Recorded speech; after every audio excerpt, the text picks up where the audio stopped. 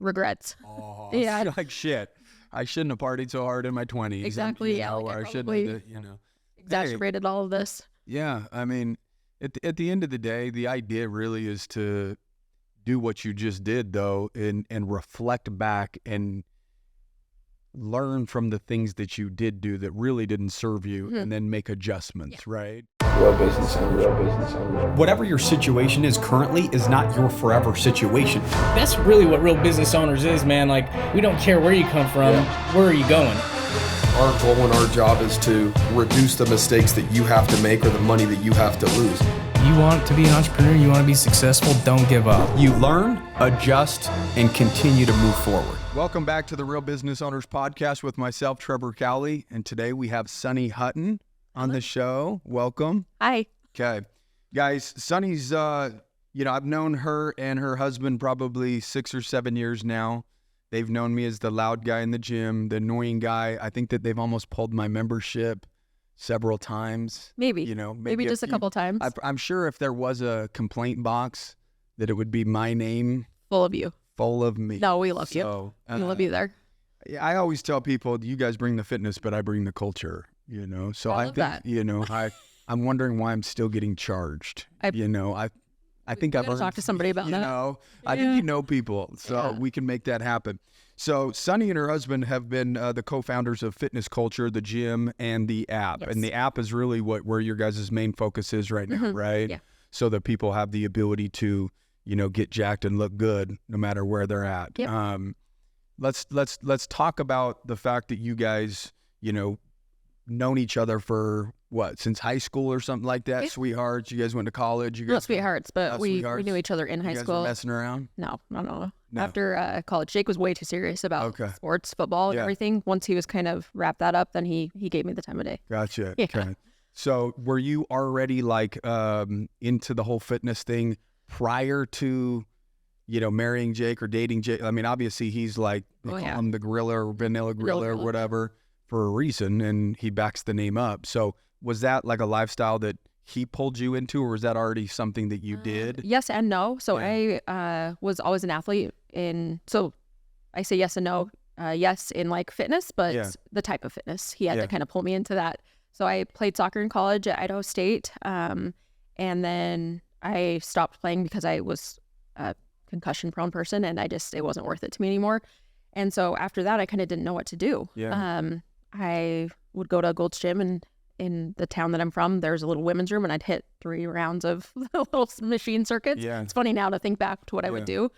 3 sets of 10. Yep, exactly. Yeah. The And so gym protocol. Yeah, and it was just in the women's room because I was embarrassed, even though I had done strength training in the university, but It was still new to you though. yeah, I just felt uncomfortable doing it on my own. And so once we started dating, he was into it. Yeah. And I always liked running and stuff, and he was like, "Hey, you want to come work out with me?" And so I found out I was That's how he decently asked you strong. on a date? No. Let's work out together. It was after we'd been dating for a little bit, but I found out I was kind of strong, and so I really liked that. And I was like, this is cool. This is I'll my get thing. into So it. yeah. No, that's cool. As you guys have built and grown Fitness Culture, what was your daily duties? Yeah, so a lot of different things.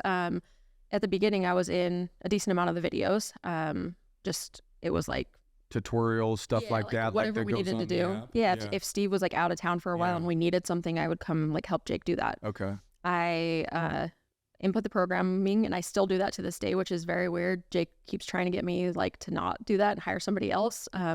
What, you create the actual No, I workouts? input it into the app. Oh, gotcha. Yeah, and I just can't give that up because it's such an important piece of it. It's the product that goes out, and I catch mistakes that happen from Jake, in writing programs, because I've been doing this for years. And I know his programming the back of my hand and stuff, and so I can't give that up because it's that's our product. I do that, and then we have several other apps with different people. I don't know if you know that.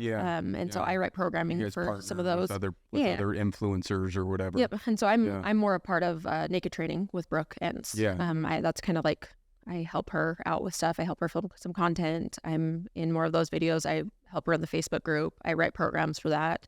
Oh, that's cool. So Sunny has gone through, an experience that, it seems like more and more people are starting to go through. It's becoming more and more common, right? I'm not saying 100% of people go through it or anything like that, but you were diagnosed with cancer. Yes. What was that, a year ago, something like that? April 27th of 2023. So. Like, I want to talk about that a little bit, because it probably seems like, the perspective on life or on business shifts a lot when your life's in question, right? Yeah. So why were you getting checked out or anything like how did this come about that you were even at the doctor to even find out that you were diagnosed with cancer? So breast cancer runs in my family. Okay. My dad, his mother had breast cancer. I believe she died from metastatic breast cancer. It was a different kind, but she ultimately, it was breast cancer that started it. Yeah. And so two of his sisters, his two sisters, he doesn't have more than that, they both had breast cancer. And so they got genetic testing done because they were like, something's going on here, like everyone's getting cancer. And they found out that they have the BRCA1 gene mutation. And so what that is everybody has, it's BRCA, it's BRCA. And so that's breast cancer, BRCA, breast cancer. Everyone has a set of two genes, breast cancer 1 and 2. And so you have them, I have them, every human does. Mine are defective. Those are the genes that go in and help repair damaged cells. So if there's a cancerous cell that's in, a breast tissue, the BRCA genes are supposed to go clean those up and eradicate it. Mine don't work. And so it's up to, everywhere I look says something different. It was up to a 92% chance of developing breast cancer. And then it's up to a 65% chance of ovarian cancer at some point in my life. So you found that out way early on? Yep. So I found that out in 2016. Okay. I was getting MRIs. Yeah, I knew about this and I should have acted. Hindsight though, Yeah. It's always easy to be like, dang it, I should have done something. Shoulda. Yeah. So I was getting, up until age 30, I was getting MRIs every 6 months. So 2 a year, and they were just screening. And then once I hit 30, they switch you to a mammogram and then an MRI alternating, every 6 months. And so I got my mammogram in 2022, October, clear, nothing there. Great. April, I go in on the 18th for my MRI. It comes back with something and it says highly suspicious for malignancy. And I remember opening my my health app and seeing that and just instantly calling Jake. And I'm like, this has happened before. It never said the word malignancy, but I've had some scares before where they had to biopsy and it was benign. And so I was like, it's happening again. This time it's doesn't look good. It's stay positive until we know. That's always his thing. Don't freak out till we know. Yeah. I call my mom. My mom and dad drive down from Idaho to come, just be here with me while I get the biopsy. Support you. Yeah, in case it's bad. And so then they do the biopsy on the 25th. And the radiologist that did the ultrasound actually said, I don't think this is cancer. He was like, the only reason I'm doing this is because I can tell that you're going to really push for it. Because you have the BRCA, but he's like, it does not look like cancer, on the ultrasound. Wow. And he was like, I think you're good. So I had 2 days of everything's okay, false alarm. Wow. And then I'm still checking my app every hour, probably freaking out. And then I see the word invasive ductal carcinoma. And I made Jake come read it because I was like, is this real? Am I reading this right? Because you panic a little bit. And he was like, yeah, it says that, but let's call and make sure everything's fine and that's what it is. And so I'm freaking out. Yeah, freaking out. But I'm a person of let's get moving. Let's go. Yeah. And so I had already established a surgical oncologist that I knew I was going to use to do, I thought it was going to be a prophylactic mastectomy. So before I get cancer, but it ended up being mastectomy on this side because of cancer and then prophylactic on this side. And so I called them and I'm like, hey, what do we need to do? I have cancer. Let's go. Get me on the books. I need to. Yeah. And they were like, whoa, slow your roll. I figured out after you meet with, a nurse navigator and she kind of helps coordinate everything. You get in with your oncologist. They come up with a game plan, your treatment plan with your surgical oncologist if you already have one, or they kind of work with you to figure out somebody to work with. And so that's what we did. I had to play a little bit of a waiting game. I didn't get in until, so that was April 27th. May 9th was my appointment with my oncologist. And that was some of the worst 2 weeks of my life. Yeah. Just waking up in like a panic and just the unknown. What were some of the thoughts that were going through your head over that 2 weeks? Like, were you like, well, what if my life is over? Like, what, like all of those just scary, negative everything. thoughts? I was Googling a ton of stuff, which is always not a great idea until you know kind of what you're looking at, because there's so many different like types of breast cancer. There's types of treatment. But like I said, I'm somebody like I need action. Like I need to get a game plan. You want information and you want to start mentally moving. prepare for things. And so during that time I was Googling a lot, but I would, I just was sad. Like, I felt a lot of shame because I knew, which that's weird, I know, but I knew that I had a really high chance. I'm like, this is the part that's going to make me tear up. I knew I had a really high chance of this and I just felt stupid. And I don't like feeling that way. And I know getting cancer is like, it's not my fault. It was bad genetics, like I just had a defective gene. But I could have saved myself and all of, the doctors, my family, a lot of heartache if I would have just not been so stubborn and just, done this earlier. But again, hindsight, it's easy for me to say that now. But yeah, so I worked towards getting in, I did what I could, essentially. Like I figured out who the most recommended oncologist was. I love him. He is amazing. Like Who is it? His name's Dr. Haslam, and is he St. George guy? St. George. Yeah. He's actually the senior medical director of all of oncology for Intermountain, and so he does. I think he only sees patients on Mondays, and then he'll travel up to like Salt Lake and do meetings and stuff. And he's on the cutting edge of, like, I participated in one of his studies.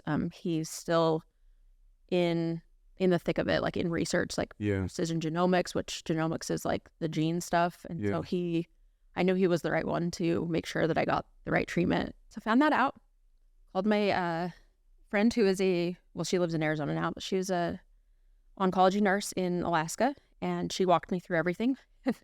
I was walking you off, like saying, hey, you're going to be fine. You're going to be okay, And telling me like, this is the latest in clinical studies. Like it's called neoadjuvant chemo, and that's doing chemo before surgery. Yeah. And so I knew, like I said, I knew I was going to have a round of these 2 chemo drugs for 12 weeks. And then I'd had 8 weeks after that of the really, really hardcore stuff, which one of them's called the Red Devil.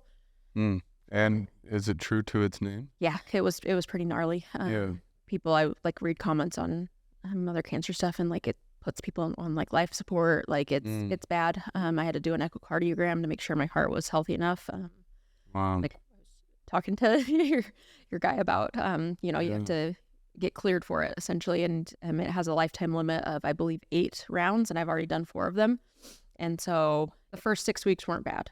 It started to get tougher and tougher to get in there. I remember I posted something on week 10 or 11 of going in and saying, I try really hard not to like cry on camera. I don't like to try to get like attention or like be like, poor me. Yeah. But I was just talking, and I was like, hey, like if anyone has any positive words, like I'm having a really hard time like getting out of my car and walking in there, like just to get poisoned, because that's what they're doing.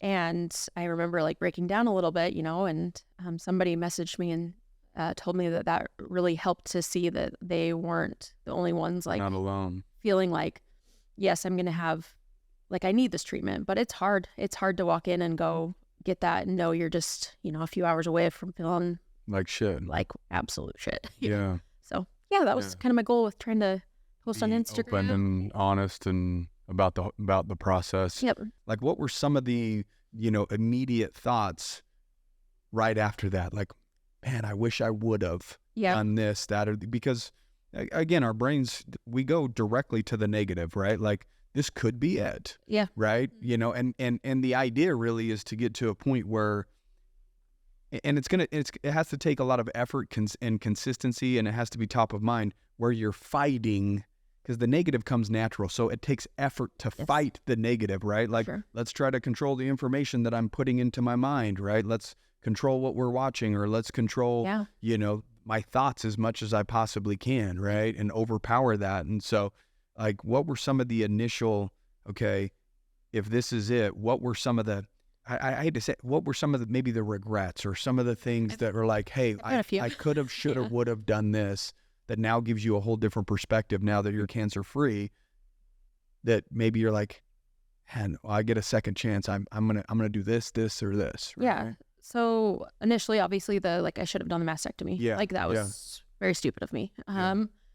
But it's also a very major surgery, and it's hard to do. The reason this kind of leads into my second biggest regret is Jake and I were planning to try to have a baby into 2023. Yeah. Luckily, I wasn't pregnant when I found out that I was going to have to start chemo and had cancer, but I wanted to try to breastfeed at least one child, and it was stupid to try to, and I understand there's tons of alternatives, but I just wanted to experience that, one time. And so one of my huge regrets is waiting so long to have children. And we finally were like, all right, we're ready this year. Like businesses are in a really good place. Like we feel ready. Let's do it. And then life just hit like a ton of bricks. Yeah. So that was one of the huge regrets. I did go through a round of IVF, rush round of IVF before I started chemo, because that chemo can wreck your fertility. And so I'm very fortunate we were able to get some embryos frozen, and we have some options. And then another, I always was thinking back, I won't say never, because I don't like to do definitive things, but as of right now, I will never drink alcohol again. And I wasn't a big drinker, but in my early 20s, I partied a little bit. And so thinking back, I'm I shouldn't have done that, because alcohol is a known carcinogen, and I'm stupid. Why were you doing that?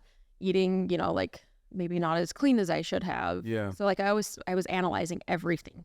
All your life's decisions, and I shouldn't have, but you have to live your life too. Yeah. And so I'm not, you would think I was the strictest person ever right now, but I'm not, and I'm trying my best to do the right things, eat the right stuff, exercise, and all of that. I'm not going to be perfect, obviously, at it. But yeah, those were kind of my big, regrets. Oh, yeah. Shit, I shouldn't have partied so hard in my 20s. Exactly. I shouldn't have, exaggerated all of this. Yeah. I mean, at the end of the day, the idea really is to do what you just did, though, and reflect back and learn from the things that you did do that really didn't serve you, and then make adjustments, right? There were some things that, that you did, when you were going through treatments, that you said that made you feel a little bit better. I know you guys bought a cold plunge, or maybe you guys already had the cold plunge prior to that or something, but the weirdest thing, I had kind of and I know some people talk about, I was on a whole host of other stuff too. So, just I got Lupron injections, which are nasty. They're what? They completely shut down. They put me into medically induced menopause. So I had no hormone production from my ovaries. So no testosterone, estrogen, or progesterone. And that's where the majority of it gets produced. Yeah. So I was just shut down. My thyroid completely tanked because of the immunotherapy, was non-existent. They couldn't find any T4 on the test. It was undetectable. I've since been on some thyroid medicine to try to ramp it back up. The chemo causes problems, and then all the steroids. And so it was a whole array of things outside of just the, the traditional, what you think of for cancer treatments. And it, makes you feel like crap. I was ravenously hungry all the time because of the steroids. I felt nauseous, and I was one of the lucky people that, it is actually very lucky. I say that kind of sarcastically, but I would much rather have gained weight than lost weight. And I gained 30 pounds, because I had no hormone production. My thyroid got all out of whack. I was super hungry from the steroids and all that. So anyways, all that to say, the things that I noticed, the biggest change were hydration, staying as hydrated as I could. Yeah. And then trying to eat foods that were not bad, even though the only thing I craved were carbs and really crappy food. Breads. Which is, it was, my oncologist said, eat what you can, just try not to lose weight, it's more important to just feed calories. Yeah. And then the cold plunge. And it was the weirdest thing. That's what I was talking to you about. I would do that the night before. So Sunday nights, I had treatments on Mondays always. I would do a cold plunge in 42-degree water. Yeah. And I don't know what it was, if it reset something or just it. How long would you stay in for? 3 minutes, 4 minutes? I was 5 minutes? trying to do 3, but I, again, didn't feel awesome. And so, I would do at least a minute. Yeah. And I think I got up to 3 minutes by the end. And I missed 1 week, and I like felt way more nauseous, way worse, way more inflamed, and just achy. How do you shift your perspective and live differently, or the gratitude that maybe you have every single morning that you get out of bed? Like what are your emotions and your feelings now just towards life in general? Before that, I guess I had a little bit of arrogance, which it's not I'm not proud to say that, but I didn't think it would happen to me. Even though I had this genetic mutation, I lived a healthy life. I worked out. I'd had all these clean scans for years, or screenings. And so that happens to other people. Yeah. And I all felt like that. And now I'm like, but why not me? Like after it happened, it's like, I'm just as likely as anyone else to have something happen. And so I had that major shift, and the gratitude is like a huge thing of just everything worked out so well for me. And I know it doesn't for other people. Getting in with oncologists, I wanted time, IVF journey that we did, that we were able to time it out. It worked out perfectly with your cycle and everything. The month that I was on, when I needed to start chemo, it couldn't have gone more smoothly. Everything just kind of, I'm so grateful for that. And it's not lost on me that some people don't have that experience, and it's a lot tougher for people. And it wasn't easy by any means. I still suffered a lot through it. And especially at the end there, I was just nauseous all the time. And I threw up in my hand one time because I couldn't make it to the bathroom. It was nasty. Very humbling. But my perspective shift is also that of I don't feel sorry for myself at all. I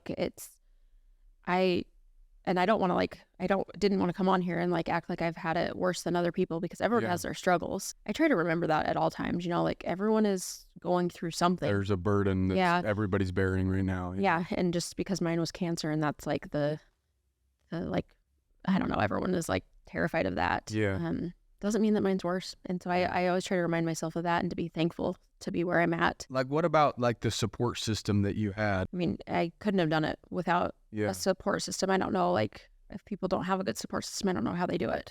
Jake was don't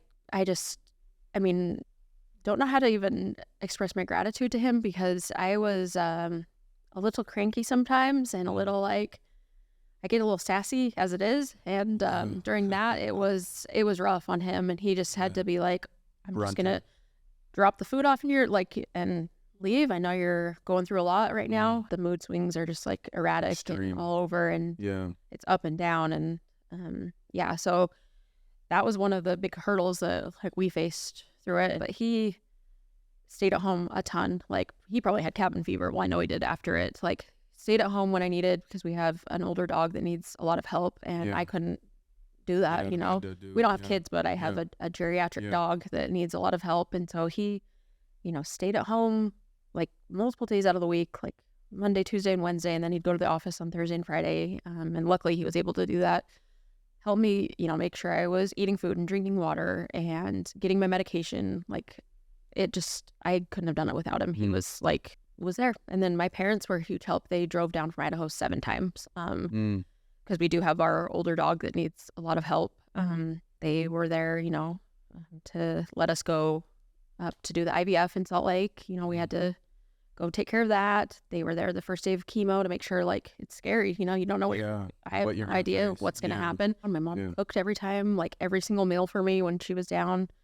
The mastectomy surgery was a whole other beast. I'm 11 weeks out from that, and they helped out there. My mom came and spent the week after surgery doing laundry, cooking, helping me get in and out of bed, getting medications, making sure all of that was good so Jake could focus on work. So what did your work schedule look like going through this, right? You were still doing stuff. Oh yeah right. As you were on the days that you could. Yeah, and it's actually hilarious. I tell Jake I wrote one of it's called Peaches, and it's a glute focus program for naked training with Brooke. Yeah. I was writing that program. They would administer IV Benadryl, which when it hits, they call it IV Benny. You're gone. And I'm writing a program in the middle of it, and some of my best work came out of that. Really? It was hilarious. You were in flow state. Literally. Just coming through you. Huh? So I would be working on Mondays so they draw your blood through the port and send it off to the hospital. And it was a waiting game. If the hospital was backed up, you could be there for like 3 hours waiting to find out if you get chemo that day. If your counts are off, they can't give it to you. So I brought my laptop and I worked. So that was like a good work day, like a little block of time where I could get some work done. Yeah. And then I knew Monday evening, Tuesday, and Wednesday were like, not gonna. It's just not gonna happen. And so then Thursday, Friday, Saturday, and so like Sunday, if I needed to catch up, I would work. And luckily, did online work. It's everything I do, and so I could still continue doing that. And I worked every week through, and it was fine. Did you have like 30 different people saying, "Hey, go vegan," or do all the meat, or do the, or whatever, right? Like everybody throwing opinions, right? Definitely. Especially since I started posting it on Instagram, which I'm fine with that. Like I opened that up. I could have kept it private, but it was quite a lot of people, and I made the decision at the beginning just to stick with the plan that my oncologist does, and only that. And then afterwards we can do other stuff. But I was like, I need simplicity. I don't want to overwhelm myself with options and consistency. Yeah, and consistency, and not introduce anything that he. This is the same thing as like, this is like completely just an example. So like if somebody's counting macros, like trying to work on their nutrition, and you give them a count, eat this many protein, carbs, and fats a day, and they aren't doing that, like you aren't going to know how to adjust it accurately. And so like if they aren't following the plan and they're like, hey, I'm not losing weight, like fix it, you adjust it, but they weren't actually following it. So that's Can't kind of fix what you're not following. Yeah. So I wanted to make sure that I was following everything that they wanted me to do I would call like and ask like over the counter anything. I was like, am I allowed to take Tylenol? Am I allowed, I didn't want to mess anything up. And I'm glad, I think I did everything pretty well, because there was no evidence of cancer detected after my mastectomy. Yeah. Did you meet other people that were going through cancer as well at the same time that you kind of bonded with and are now going to be homies with? Yeah, I have a gal who, her name's Annette, and she is a little bit older than I am, and she was she was on pretty much the same course. She was triple negative. We met in there and we just got to talking, and we are friends on Instagram, and we talk every once in a while and check in on each other. So share tips like, hey, this is what I'm feeling, what are you feeling? She was like, is this happening to you too? And I was like, yes, it is. Oh my gosh, it's like the weirdest thing. Kind of as miserable as it is to go through it, it's kind of nice to go through it with somebody that's like, I'm feeling it too. It makes you feel like you're not abnormal. Like I'm not crazy. I'm not living in my own head and making it worse in my head. For sure. What it really is. It is just what it is, right? Yep. Let me ask you this. Do you believe the power of the mind in terms of like, I'm cancer free, I'm cancer free, like stuff like the way that you think curing your body or helping you at least cure your body versus people saying, this is it, I'm done. Like, and then having their body just kind of quit. So I've had to have a major, and Jake's helped me a lot with that. I've had to have like kind of, and I'm still struggling with it, like a major shift, because I've mentioned, I always catastrophize everything. Yeah. And it's been because I got that diagnosis of having the mutation in the BRCA1 gene. And ever since then, I've had my anxiety has increased every year, like health stuff, just with everything. I'm kind of like, I don't know, I have issues with anxiety. And I mean, rightly so, but I always tended to think of the worst case scenario and like, yes, this is going to happen. It's just a matter of when. And so I'm trying really, really hard to shift that. I believe that your body goes where your mind goes. If I believe that I'm healthy and strong, I'm going to act as if I'm healthy and strong because that's a belief, and I'm going to honor the belief that I have about myself. You might as well err on the side of caution and just think positively as much as you possibly can. Supposedly when you feel stress and that's what you're doing with the anxiety, right? You're feeling there's chemicals released into your body. It's a stress hormone, right? And now cortisol, cortisol goes up. There's boom, boom, and that stress is on your body, which ultimately can sicken and weaken your body, right?